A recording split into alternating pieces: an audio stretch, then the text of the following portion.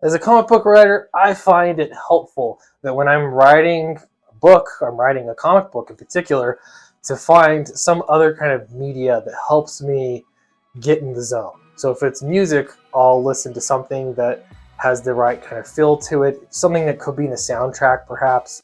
Uh, or if I am reading something, or I generally want to read something that'll also hit the same kind of notes, something that the writer really does it well. And I've already talked about this a million times. I love Frank Miller quite a bit. This is my really crappy version. It used to be a library. I bought it from a library because they didn't want it any longer. Look at that, I got chunks missing, and I thought maybe this is a good excuse to get a new version. Look at this, it's falling apart. This is not going to last. I wanted a new version, so I thought about getting a hardcover edition, and then I realized, why don't I get the hardcover edition to beat them all? This is where I pull out the utility knife and everybody panics. No, I'm not really going to do that. I wouldn't do that in this case. I'm going to tear the cellophane off here.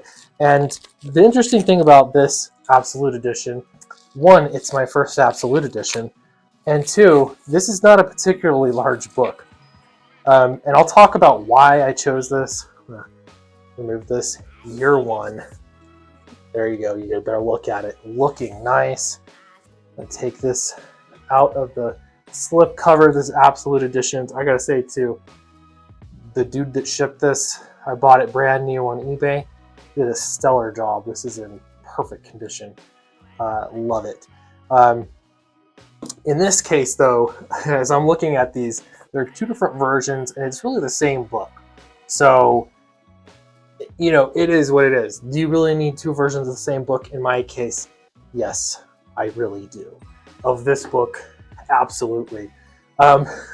So the first one here, I'm not exactly sure which version this is. Absolute Batman Year One. But one of them was how it was originally colored in the original release in 1986. That was the year I was born, believe it or not. Holds up quite well.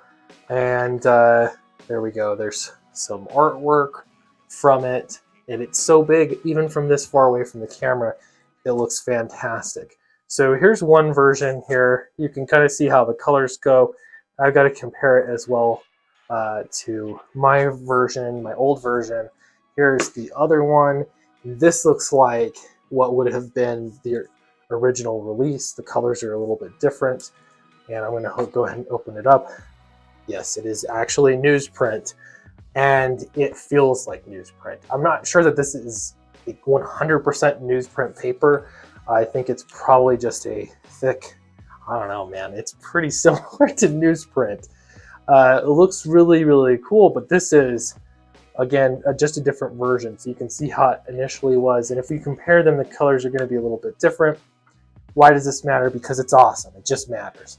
So why did I choose Batman Year One to read? Well, that's because I've been working on Fatal like a maniac, and I'm taking a break now to make a video on it, but this book has to be awesome. It has to be awesome. Now, I'm starting from a good place because the artwork is amazing, the concept is fantastic, it's great, but now as I'm going through and making the dialogue the best that it could possibly be, I think the reason why Frank Miller's Batman Year One is so important is because he does a lot of narration that happens inside of the character's head, as you can see here. And I don't want to get too wordy here, but what I do need to do is realize that it's a little bit of a noir story. And so having captions is going to be important because much of the story is actually happening within the character's head.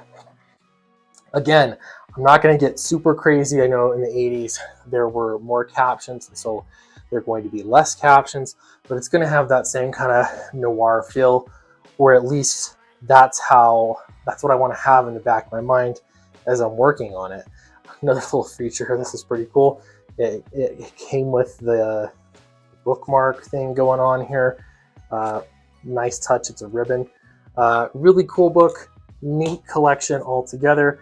If I put it all back together. Fits great on my shelf, except for the fact that I don't have any other editions like this, and so I mean it feels like it sticks out a little bit like a sore thumb.